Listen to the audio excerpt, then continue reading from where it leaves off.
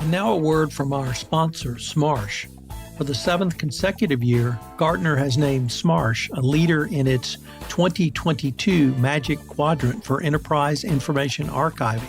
Partnering with an organization like Smarsh is key for forward-thinking organizations to maintain compliance with record-keeping regulations, prepare for litigation events or e-discovery requests, and prevent risky behavior that could damage brand reputation.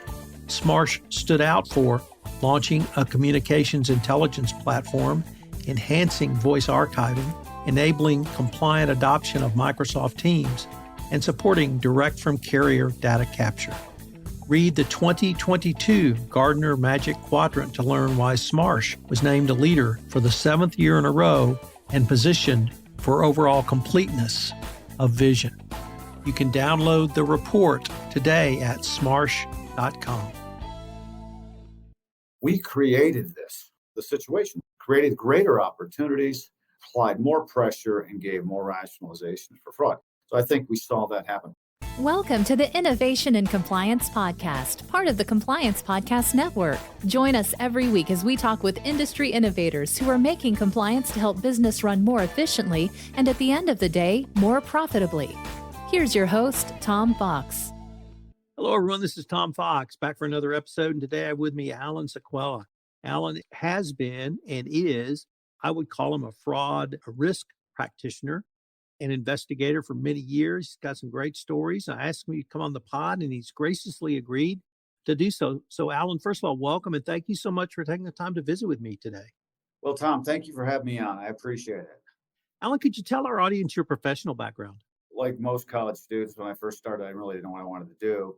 Started off in accounting and then ultimately moved into, back in the day, called law enforcement, and did my undergraduate and graduate work in law enforcement at Northern Arizona University. Then went into law enforcement for a short time and became a polygraph examiner in the law enforcement capacity. While I was doing it, I was seeing all the different types of activities that were going on in corporations with embezzlement and fraud. And I was actually asked to do an investigation in a company with the polygraph. And I did it.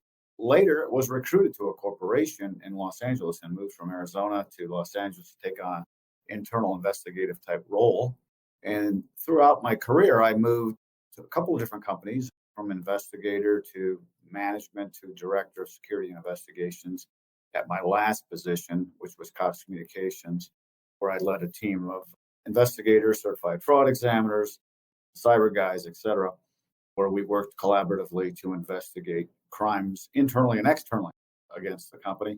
And recently took a retirement last June. I took an early retirement, a buyout, and decided to go back into where I really started as a graduate assistant. I loved teaching. I liked mentoring the kids, and I liked finding ways to get them introduced to both the corporate security world as well as fraud investigating. And maybe through this podcast, we'll talk a little bit about how those two functions intersect and work together. And of course, when they do work together, it becomes a much more effective fraud prevention program. One of the reports that I rely on quite a bit and find incredibly useful for information is the ACFE report to the nations. And a new edition has come out for 2022. And I guess you probably couldn't say the results were positive because of the huge numbers of fraud they report, but it's informative. And so the first thing I wanted to ask is really from your perspective, having done this, particularly in the corporate world, how big a problem is fraud in the corporate world? And then if we could maybe move to corruption, if you could talk about that, and why does it continue to be the problem it has been your and my entire career? It's interesting. And yeah, I read the report. I'm on the ACFE website all the time. I found it quite interesting, but not surprising. What's probably even more alarming is those numbers, in my opinion, are understated. In the corporate world, because whether you're a private company or a publicly traded company, there's a lot more that goes on that's never reported. You know, I saw the numbers in the report to the nations when they brought to prosecution close to 50% or so. That doesn't happen. It's actually where I came from was less than 5%. A lot of this stuff we don't want to get out. It could be embarrassing. It could damage the brand. One thing I did agree on that report is the direction, and we were going the same direction. Less criminal prosecution, more civil recovery. So we can talk more about that later. There's a lot of things that are contributing to it. I think on the fraud side, it's just one of those types of crimes that, I hate to say it, it's almost like folks don't want to know or believe it exists to the point that it is. And I think the average citizen doesn't really see it as a violent crime. I teach a white-collar crime class here at the university, and we talk about the comparison between white-collar crime and street crimes, which are more the violent ones. And it's interesting how the comparisons, and they're very different in many ways in the way they're prosecuted, the sentences they receive, and what the perception is. So I think certainly the perception of white-collar crime and fraud in general doesn't have the same stigma attached to it. But also there's cultural issues, there's issues within the company itself that allow it to continue because they just don't want to address it. From my standpoint, of course, being an investigative person, the best deterrent, of course, is prosecution, make an example. But at the same time, I understand the corporation's feeling about, you know what, we just want to make this one go away. We don't want the publicity on this. Now, on the corruption side, it's also interesting. The FCPA, I just did a debate in one of my classes on that very topic. The prompt was, should we keep it? Should the United States stick with it or abandon it? And very interesting, the students who are pretty astute said, no, it actually makes us less competitive.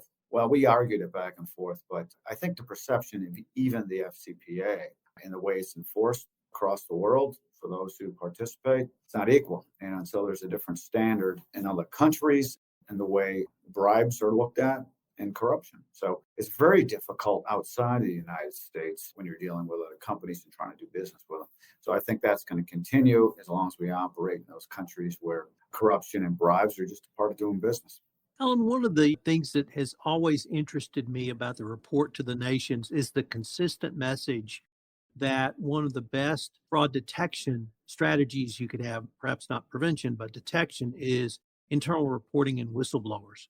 If we took a different approach to that topic of internal reporting and whistleblowers, the government says that's a key component of an anti-corruption compliance program. But I wanted to pose the question to you as a fraud risk investigator. How do you view internal reporting and whistleblowing? Is it really that strong a detection prong? And how did you use it over your professional career? So I've seen it used very effectively in some organizations and not so much in others. It's very important. I think all corporate investigative folks will agree it's a key element to a fraud prevention program. Where I found it to be most successful is when it's highly publicized. I worked in one organization as they had an ethics line, fraud whistleblowing hotline, but they didn't want to share it. They said, we have one, but we really don't want to publicize it. It's really not our culture to put it out there. Conversely, those who did had a much better job because it's not just about reporting the crime. The hotlines deter crime. If they know it's out there, it's going to prevent versus always going after the person. Obviously, key is prevention. And so it has to be a well-publicized program. And that starts with onboarding. When you bring someone in, they need to know about it first day of employment. I'd like to maybe ask about move from fraud detection to fraud prevention. What in your mind are some of the key elements a corporation, a compliance officer, or a fraud prevention expert such as yourself would employ for that prong of a fraud prevention program? Certainly, you have to do the risk assessments. You got your governance, you got your detection monitoring, and other components of a fraud risk management program. But key, like we talked about, certainly is prevention. I think that in my career, what I found most effective, of course, whistleblowing hotline's key. You got to have that. But we also have to look at the way we do business. And so, for example, tying bonuses to individual performance is always a risky endeavor. It tends to cause folks to take those chances and they're riding on the fence or right in that gray area. So I think companies that have done a good job to move towards more of a group performance-based type approach to rewarding and incentivizing employees is a great tactic. You have to look at more communication of fraud prevention to the highest risk areas. So as we look at the top, like operations and sales and accounting, those folks that tend to be most active in the fraud area, more targeted, specific messaging to them, just so that they know that things are out there and we're looking. I think it's also important to implement something that I don't see too often. We have a lot of good programs out there. One that's been most effective, and I'm going to talk more about it later on for the future, is implementing behavior-based surveys. A lot of companies do have opinion surveys, how the employee opinion surveys, how you doing, how things How's it to work here? Those don't generally give you enough information. More of the behavior-based surveys will give you a lot more. And in addition to that, it calls out the whistleblower instead of waiting for the whistleblower to get to the point where they're frustrated and they decide to call the hotline. This particular methodology is more proactive and preventative. So it's something I think we'll see in the future. And I'm really pretty excited about it. Alan, let's turn to a little bit broader picture now, because certainly over the past couple of years during the height of the pandemic, and hopefully even now as we're moving to some different type of phase of the pandemic, we've seen fraud risks increase, huge amounts of money dumped into the economy, healthcare becoming very preeminent as well. And then we've overlaid that literally over the past 6 weeks with the Russian invasion of Ukraine. And I wanted to put to you how these recent national and international events had an impact on U.S. corporations from the fraud risk perspective. It's a great question. It's been discussed quite a bit with my colleagues across the corporate security and fraud arena. Interestingly enough, and you mentioned COVID, because that's where it started. We sent all of our people home at work from home. During the 2-year period from 18 to 19, then 20 to 21, when we compare our investigative statistics, we saw a 100% increase in case volume in fraud, internal fraud. We also saw a 400% increase in case value. Sending people home created ungodly amount of risk, both from the fraud side, but also from the cyber attacks and the issues that were existing. We didn't have the right monitoring in place. Most of my peers had the same problems.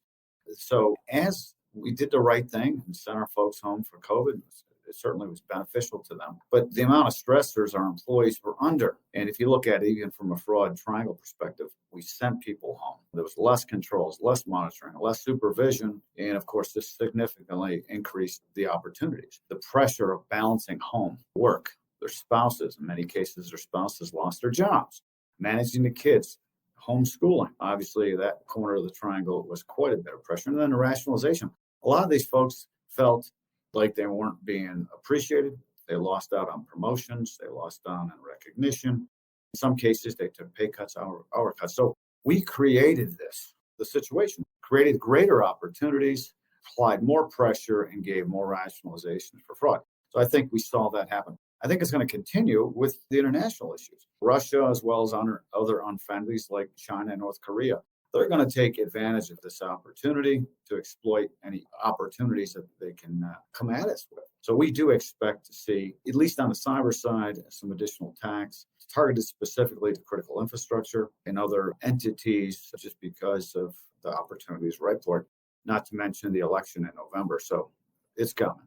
Alan, you've given us several different tactics and strategies that corporations can use to help curb or at least prevent fraud. But I wanted to ask specifically about a fraud risk assessment. If you were coming into a company, how would you advise them to start their fraud risk program? How would you assess them from that perspective? If you take a look at where most of the opportunities are when it comes to that, it's going to be in small and medium-sized companies that don't have a certified fraud examiner on board. So they're ripe for these types of assessments. So you're certainly going to have to be an assessment period. You're going to have to come in and say, listen, and really, let me step back. Best time to do this is right after an event. It's like security. When there's a breach, when there's a mass shooting, when there is a major fraud case, they're very sensitive at that point. That's the best time to approach it. It's really hard to sell insurance to somebody that can't see they're going to have a problem. It's the same thing with a fraud prevention program. So if I was a consultant and I was going to go after a company, I'd certainly look for those companies who just experienced a major breach or a fraudulent episode or whatever it may be. You're going to have to go in, offer services and do an assessment and obviously help them with building their governance and certainly go through the process of helping them build a fraud detection and monitoring program, as well as fraud prevention, as well as just building it into every aspect of their business. Like I said earlier, from the onset and onboarding of employees all the way through leadership training and then annual acknowledgement with signing off on the policy. It's kind of like the cyber folks. They got a good handle on what they're doing. Every time you log into your computer, you see that you're using your company computer and here's the policy. It's right there in front of you every moment. We need something like that in the fraud world. Those are the kinds of first steps I would take in order to get into a company to help them design a program. I was really intrigued that you mentioned on the onboarding process to begin talking about whistleblowing, to begin talking about internal reporting, to begin talking about hotline. Often in the anti-corruption compliance world, they'll also try to have a message that is something along the lines of we're an ethical company, we do business ethically, things like that. My experience in the corporate world was the messages about fraud, fraud risk, and fraud prevention tended to not be said, frankly. Senior management was afraid if they brought that subject up, it would be accusing people of having a propensity or preponderance to engage in fraud. How can that message of fraud prevention be communicated early and if not often, at least enough to keep it in the forefront? Or is it really just up to people like you trying to plug holes from the detection side? No, you're right on. You hit it right. The term fraud, embezzlement, corruption, you think about it even from an interrogation standpoint. When I do interviews, one of the things you do, you build rapport and credibility with the suspect. You avoid using the harsh terms like embezzlement and fraud because that drives home the message of what we're really there to talk to them about. You have to use alternative words such as business abuse or business disruption, counterproductive work, business things like that. You're going to have to rephrase what we're trying to get at in the messaging. And the company I came from did a good job of that. And so you basically restate it so they get it. And then, of course, you introduce the whistleblowing and hotline and all the other controls in place. So, yes, you're right. Corporations don't like the terminology that we use in fraud. We just have to attach a euphemism and make it more palatable for the general audience. And also at the same time, the CEO will be more satisfied with it. It's really interesting. Our company didn't like to use those terms until we had a major vice president embezzle multi-million dollars. And of course, after that, they were on a headhunt. And of course, it changed their tune a little bit. But as time goes, of course, it settles back down. I think that's how you do it. I think you just have to rephrase what we're getting at and use less harsh words to describe what we're trying to prevent. Alan, certainly in my anti-corruption compliance career, when I began, it was policies and procedures written by lawyers for lawyers, lawyers running the program. We were the land of no, Dr. No, the Department of Business Prevention, and lots of other things that have evolved. And one of the evolutions has been the use of data. My sense is in your profession, when you began, you mentioned your law enforcement background, you had strategies and tactics that were brought forward from a different era, although you always had to follow the money. But that data now is equally important in the fraud prevention and detection world as it is in the anti-corruption world. And I wanted to use that, if that increase in data is correct, it strikes me that the human fraud prevention specialist is even more important now. And I wonder maybe get your thoughts on how you see your profession utilizing data and how they'll do that going forward to hopefully build more robust fraud prevention programs. You know, even in the law enforcement world, Tom, big data is certainly something that's helping predict crimes and actually target limited resources towards these areas that tend to have problems. I think, yes, it's going to be relied upon more so. The analyst or the fraud prevention professionals are going to be multifaceted and wearing different hats. What I see today, and even the students that are graduating from Embry-Riddle Aeronautical University, and we're offering a financial accounting and fraud examining degree here. And after they graduate, they certainly get their certified fraud examiner if they meet the qualifications for that. But what I'm finding is the new round of fraud experts that are coming out, or soon to be, are learning more than just the traditional and where I came from, and probably you and others that have been in a while. So yeah, big data is going to be part of that. It's going to be more analysis. It's going to be also, there are going to be some human aspects they're going to need to employ. We're requiring these students to go through interviewing because fraud examiners traditionally are not good interviewers. We're teaching them how to interview and read body language when they do those operational audits, and they're asking questions. And if you look for certain signs, we're giving them that as well. The data is going to drive some of the investigative practices. It's also going to help on a prevention side. But the future fraud examiners are going to be interviewers, they're going to be investigators, they're going to be data analysts and crime analysts for that matter. They're all coming together. I think it's going to make a much stronger, proactive, because that's where we're going. We need to prevent. We're tired of going in and react. So proactive prevention is where we need to go. Big data is going to help us get there. I almost thought I heard you say a psychological aspect as well. Oh, absolutely. there is some stuff there as well. If you look at fraud, you got the criminality side, you got the business side. We're coming closer together as we look at who are these people. Yes, we got the fraud triangle. We understand who commits these crimes, but they're so different from street criminals. So we have to look at them different.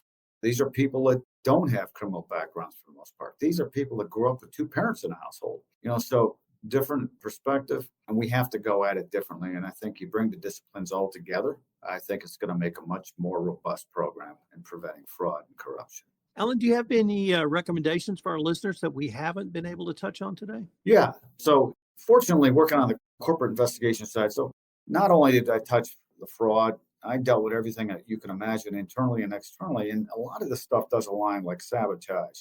You have all types of workplace violence type things, and everything from assault to sexual harassment. All these types of things gave me a lot of exposure, but there is some overlap. One of the things that we started using and we found was also helpful on the fraud and white-collar crime side is bringing on vendors that did some of this social media monitoring and also looked at the dark web. And they're looking for information on anything from red flag indicators. We see that 85% of the companies that catch fraud, there's red flag indicators that are displayed. But what about the other 15%? This new generation of fraudsters, I know the average age is 40, but as we go further, the new generation's using more technology. These companies like LifeRaft Navigator and Topo AI are doing a great job identifying posts, information, giving us information to act upon quickly. And then the other thing I mentioned slightly was the behavioral type assessments. And this was developed by a couple of university professors out of Georgia Tech and others in the Atlanta area. This is that behavioral type assessment that can really give you a real good picture of what the behaviors are and what's going on in your corporation. It's very similar to, like I said, a survey of opinions, but no, this gets down much deeper and it makes it much more comfortable for a whistleblower who hasn't yet became a whistleblower to speak up. This company that I've used in one of the major investigations I was working on where there was 80 suspects, they basically clicked on the link and it took them to a series of questions. You set them up on the computer in a room. At the end of all 80 people, you got 5 people you need to talk to. The rest of them were pretty much pushed off into the green zone, if you will. So this company's called, it's another intelligent type company, but it's more of a behavioral-based, interviewing-based type process, and it's called forensics. So I'm excited about the technology. I think big data is good. It's going to help you. I think the technology as it involves intelligence and also behavior and psychology, as we bring all this together, like I said, it's going to be extremely useful. Not just on fraud, just all types of business disruptive behaviors in a company or organization. So I'm excited about that. I think our listeners, if they want to research some of that, they'll see what these tools are and how they can be used in the battle against fraud.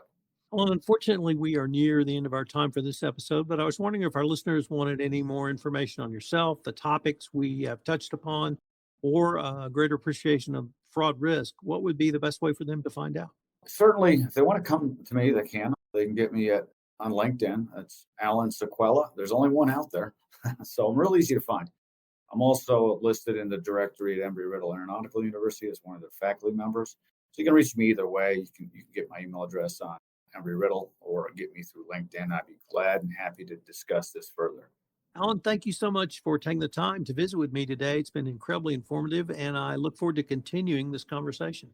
Tom, thank you so much for your time. I appreciate you having me on your show.